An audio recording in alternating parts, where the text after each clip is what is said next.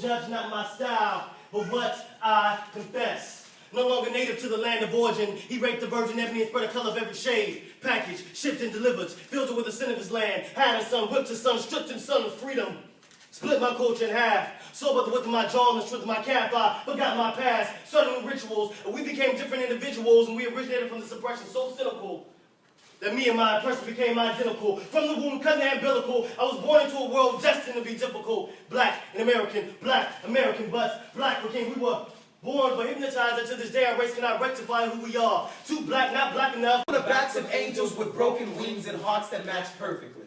Our spirits have been rocked to sleep by the arms of an oppressive system that steals pieces of our culture every time we close our eyes, and we are walking narcoleptics. Sleepwalkers just waiting to be touched. Waiting to be woken up. Waiting for somebody to care. Waiting to care about ourselves and the people with physical features that closely resemble our own. We are peninsulas dressed like islands, acting as though our emotions have been surgically removed. We are black men. We carry hurricanes underneath our ribs and levees break whenever we speak. But these days, a lot of us just don't speak that often because silence is golden. We've been taught that gold is worth twice as much as our dignity. We are black men. We went from hanging on ropes to hanging on corners, and you got nerve to wonder why I get nervous whenever I go to basketball game and see niggas hanging on rims for too long. We've been on rims for too long. Spinning foam on fancy whips. It's like we fancy whips. We are black men. The red-headed stepchildren of America, black men. Many of us fighting for a flag on foreign soil in the name of forefathers that 3/5 compromise us. We've been beaten, castrated, hung,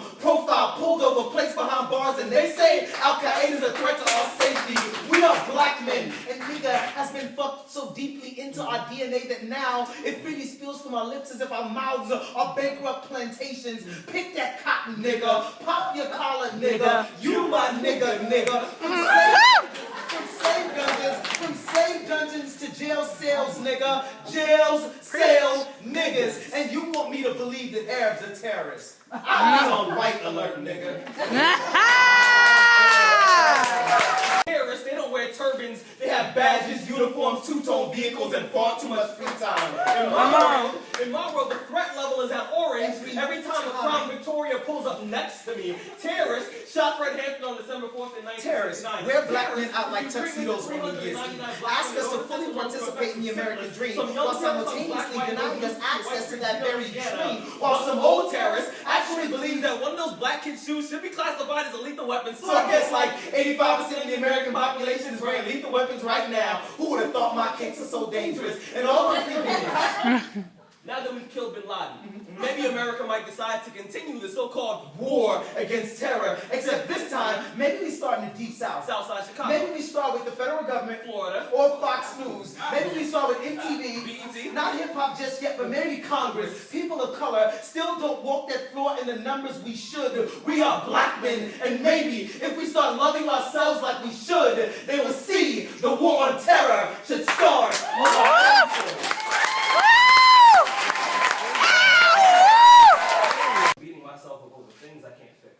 I know it sounds weird, but sometimes I wonder what my bed sheets say about me when I'm not around.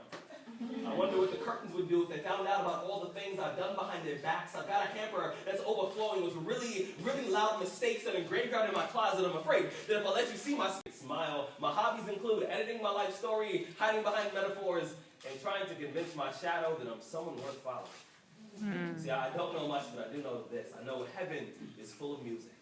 I know God listens to my heartbeat on his iPod. And it reminds him, we still got work to do.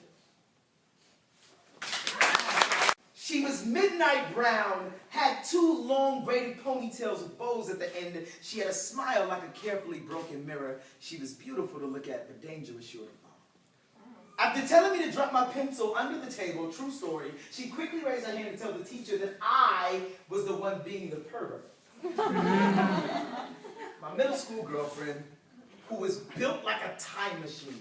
She was 6 months in front and 9 behind. After falling for her, I was quickly informed that she was actually the girlfriend of the school's bully. My quick legs, street smarts, and an old rusty pocket knife saved me on more occasions than I care to remember my high school sweetheart, who I never cursed in front of, always walked on the side of the streets where the cars were, opened every door, called her parents long before I ever called her to ask if it was okay to date their daughter, left me for a man who called her a bitch as if he never loved his own mother a day in his life, and still, decades later, I have yet to learn how to trust women.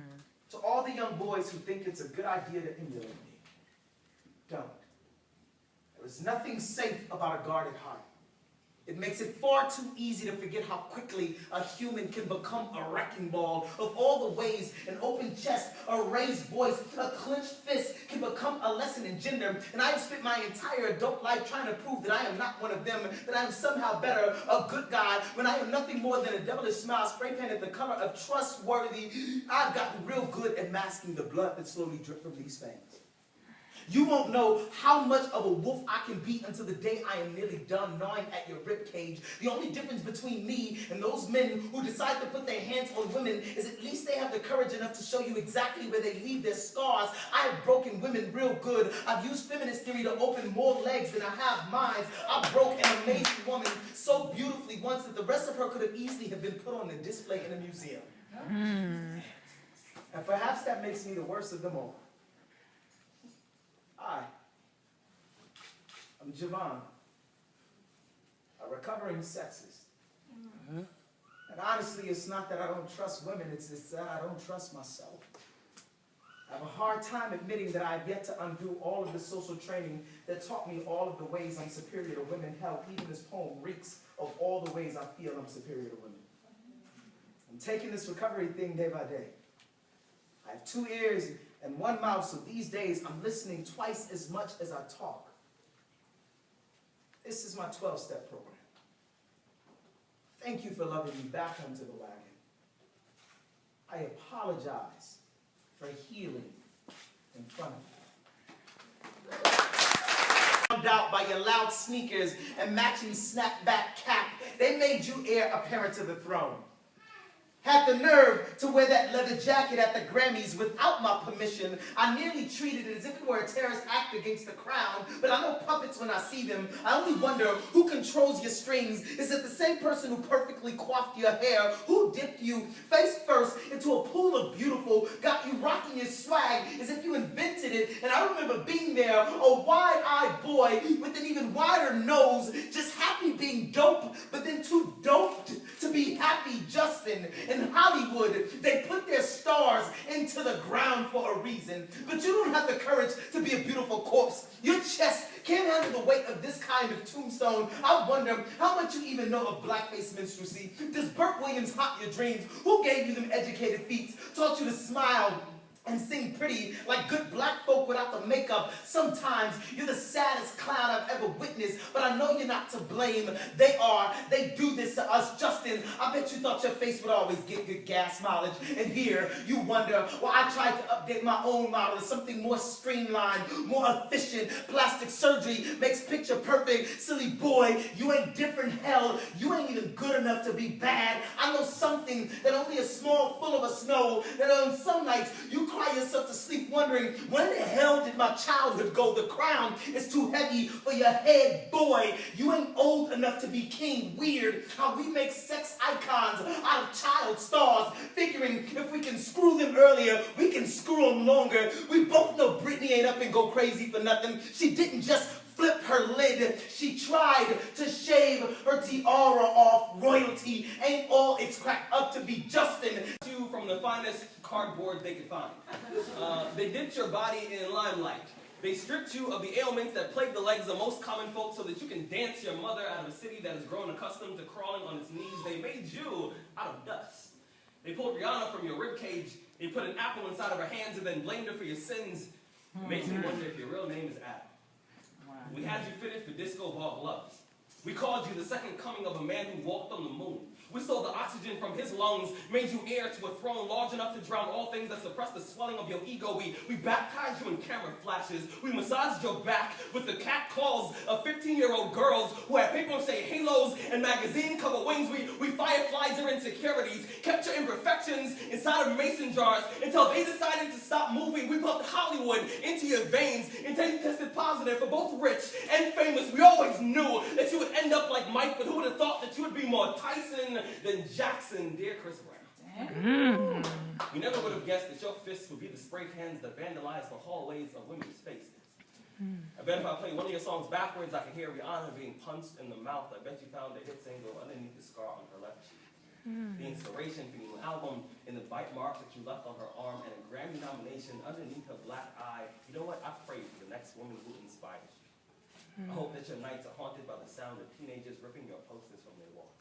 I hope that your mattress is made out of broken CDs. I hope that your pillow files a restraining order against your dreams. I hope this is your last public apology.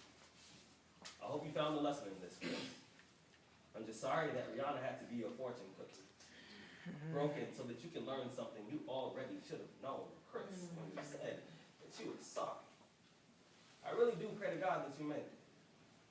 Sincerely, a man who grew up with domestic violence in his household. P.S. Deuces. Where the fall trees tipped their yellowing toes into the cool ocean that ran along their sides like unruly children or lost puppies. 2 women, 3 rows behind me, passionately make out. I find them beautiful for at least 5 kinds of reasons. An elderly couple who sat across from me. 1 black man and 1 white woman turn and looks at them in disgust. The old salt and pepper haired woman looks at me and asks, "It's just plain wrong, wouldn't you say?" The response was to make out even harder. They showed them the love. It was the first kiss-in I had ever witnessed. If you believe it's absolutely dead wrong, a sin before God, then go ahead. Hide behind your religion. Because when they meet their maker, they will have knee-slapping, high-gin conversations you and I will never be able to understand. You say it's the devil in them, but I never knew Satan to love like that. It baffles me how we continually hate people for how they love. And even now, on a night such as this, when all I do is want to clear my head and go outside and think about life, when I can walk down the street with my straight lover under a blue-lit sky, there are 2 men who are 2 girls who are forced into a platonic stroll like aqua roommates, because there are men who teach gender lessons with lead pipes, men who teach their sons God is best served when banging queers like tambourines. They sing a good gospel like struggling angels who lost their halos in their offering baskets, like their last name be Jehovah, but you are not our Savior. We killed him, remember? We strung him up high, nailed him to the ugly of human, let his blood drip slow for display like theater of the wicked. Funny, isn't it? How we're still killing love, as if we no longer remember the first time we murdered God. Wedding at the age of 7.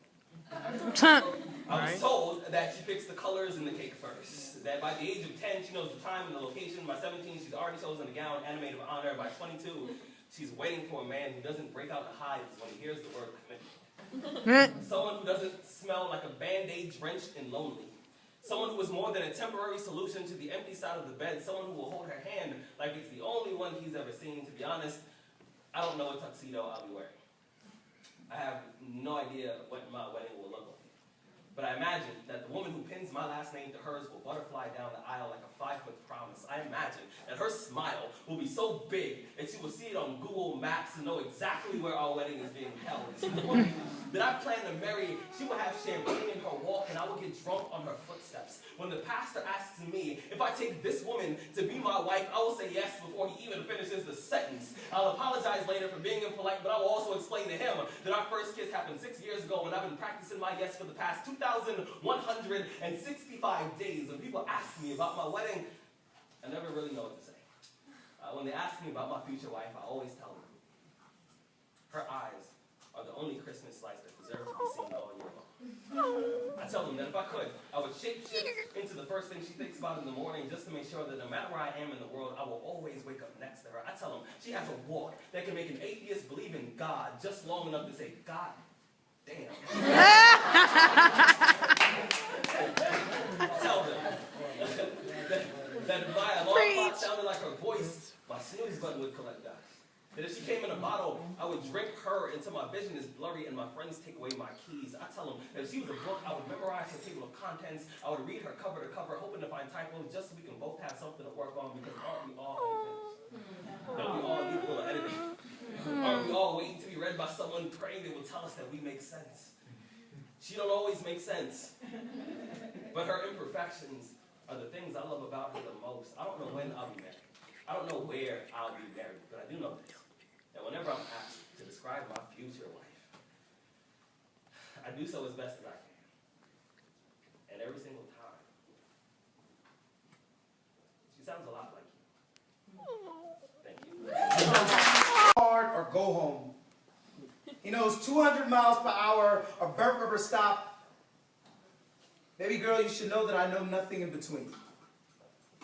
Baby girl, you will soon learn that your daddy also loves this way. You'll have a hard time understanding how anyone can ever call me mean. Not my daddy, you'll say. He's the kindest man in the world. Someday you will come to learn I reserve the sweetest parts of myself just for you. See, some nights we will slow dance till you tire and fall asleep. On random days, we will dress in our finest clothes and go wherever you like. We will share inside jokes so big you can imagine forever on them. And every year, I will write you a silly song and sing it to you on the morning of your birthday. This will be really cute up until the morning I show up to your dorm room your freshman year singing, look who's 18, daddy's baby great teen, no longer breaking everything. Your friends will say, your dad is a bit psycho, and you'll reply, yeah, but it's the best way to be loved. Baby girl, you should know there are drawbacks to this kind of love. When you go on your first date, daddy will be there. I will put my arm around the young man. I will whisper softly in his ear, whatever you do to her, I will gladly do to you. You both should know that daddy once spent a few days in jail, so I'm comfortable with all kinds of things. If you ever wear those short booty shorts with your ass hanging all out, then guess what? Daddy's going to buy himself a pair, and our asses are going to hang out together the way God intended family to do. And see how cute you think that is then. And if you want to go around being a whore, sleeping with everybody, then guess what? Daddy's going to go around being a whore, sleeping with a bunch of guys too. Wait, what?